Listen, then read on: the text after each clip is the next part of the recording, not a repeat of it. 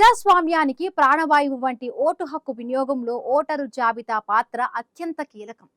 Voter జాబితా ఎంత పారదర్శకంగా ఉంటే ప్రజాస్వామ్యం అంత బలోపేతమవుతుంది. ఈ నేపథ్యంలో దేశవ్యాప్తంగా ఓటరు జాబితా ప్రక్షాళన దిశగా కేంద్ర ఎన్నికల సంఘం అడుగులు వేస్తోంది. అక్రమ ఓట్ల తొలగింపు, అర్హులైన వారందరికీ చోటు కల్పించే లక్ష్యంతో చేపట్టిన ప్రత్యేక సమగ్ర సవరణ ప్రక్రియను వేగవంతం చేయాలని ఎన్నికల సంఘం నిర్ణయించింది.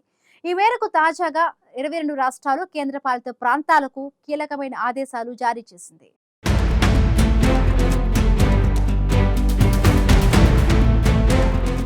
దేశవ్యాప్తంగా ఒకే తరహా ఓటరు జాబితా రూపొందించే ప్రక్రియను గత ఏడాది జూన్లోనే ఎన్నికల అథారిటీ ప్రారంభించింది. ఇప్పటికే బీహార్లో ఈ ప్రక్రియ విజయవంతంగా పూర్తి కాగా మరో 9 రాష్ట్రాల్లో ప్రస్తుతం కొనసాగుతోంది. అస్సాంలో ఈ నెల 10వ తేదీతో ప్రత్యేక సవరణ ప్రక్రియ పూర్తయినట్లు ఎన్నికల సంఘం ప్రకటించింది. తాజాగా 3వ దశలో భాగంగా మిగిలిన 22 రాష్ట్రాల్లోనూ ఈ కసరత్తును ముమ్మరం చేయాలని ప్రధాని ఎన్నికల అధికారులకు లేఖ రాశారు. ఈ ప్రక్రియలో భాగంగా క్షేత్రస్థాయి అధికారులకు ప్రత్యేక శిక్షణ తరగతులు కూడా నిర్వహిస్తున్నారు.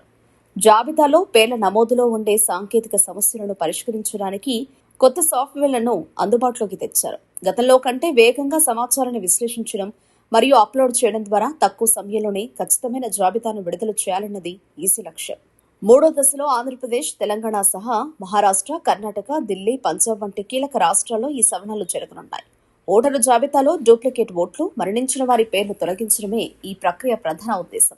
హర్యానా, హిమాచల్ ప్రదేశ్, జమ్మూ కశ్మీర్, జార్ఖండ్ వంటి ప్రాంతాల్లోనూ ఏప్రిల్ నుంచి పనులు మొదలు కానున్నాయి.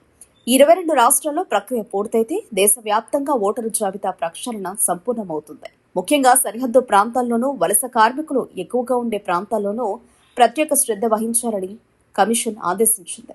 తప్పుడు ఓట్లను ఏరివేయడంలో రాజకీయ పార్టీల ప్రతినిధుల సహకారాన్ని కూడా తీసుకోవాలని సూచించింది. ప్రతి ఓటరుకు వారి పోలింగ్ కేంద్రం మరియు జాబితాలోని వివరాల గురించి సులభంగా తెలుసుకునేలా మొబైల్ అప్లికేషన్లను కూడా మెరుగుపరుస్తున్నారు.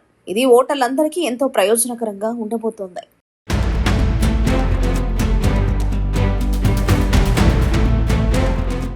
ఓటరు జాబితా సవరణ ప్రక్రియపై అత్యున్నత న్యాయస్థానం సైతం కీలక వ్యాఖ్యలు చేసింది. బెంగాల్ ప్రభుత్వం దాఖలు చేసిన పిటిషన్పై విచారణ సందర్భంగా ఈ ప్రక్రియలో ఎటువంటి అడ్డంకులు సృష్టించవద్దని హెచ్చరించింది. రాజ్యాంగబద్ధంగా జరుగుతున్న ఈ కసరత్తులో రాష్ట్ర ప్రభుత్వాలు సహకరించాలని, ఏవైనా అభ్యంతరాలుంటే కోర్టును ఆశ్రయించవచ్చని స్పష్టం చేసింది. ఓటరు జాబితా రూపకల్పనలో ఎన్నికల కమిషన్ స్వయం ప్రతిపత్తిని గౌరవించాలని ధర్మాసనం పేర్కొంది. రాష్ట్ర ప్రభుత్వాలు కేవలం సిబ్బందిని కేటాయించడం వరకే కాకుండా క్షేత్రస్థాయిలో ప్రక్రియకు ఎటువంటి ఆటంకాలు కలగకుండా భద్రత మరియు వసతులు కల్పించాలని సూచించింది. అత్యున్నత న్యాయస్థానం ఇచ్చిన ఈ ఆదేశాలు దేశవ్యాప్తంగా ఇతర రాష్ట్రాలకు కూడా ఒక గట్టి హెచ్చరికలా పనిచేశాయి. ఎన్నికల ప్రక్రియలో న్యాయస్థానాల జోక్యం పరిమితంగా ఉన్నప్పటికీ వ్యవస్థను పక్కదారి పట్టించే ప్రయత్నాలు జరిగినప్పుడు ఖచ్చితంగా జోక్యం చేసుకుంటామని కోర్టు తేల్చి చెప్పింది.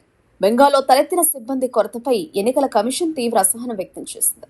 సవరణ ప్రక్రియ కోసం 300 మంది అధికారులను కోరగా రాష్ట్ర ప్రభుత్వం కేవలం 80 మందిని మాత్రమే కేటాయించిందని అత్యున్నత న్యాయస్థానానికి వివరించారు.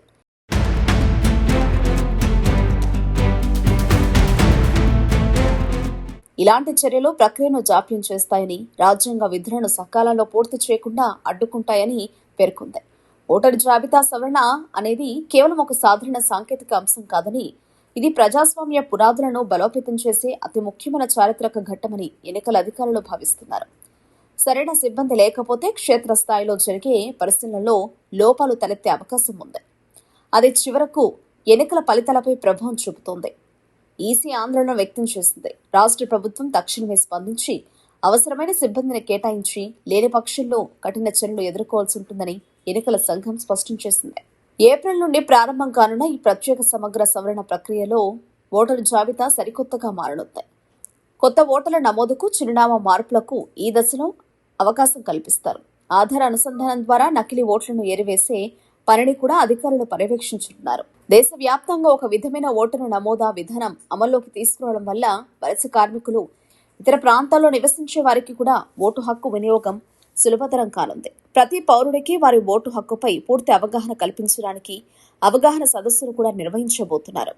విదేశాల్లో ఉండే భారతీయులకు కూడా ఆన్లైన్ ద్వారా వారి వివరాలు సరిచూసుకునే సౌకర్యం కల్పిస్తున్నారు.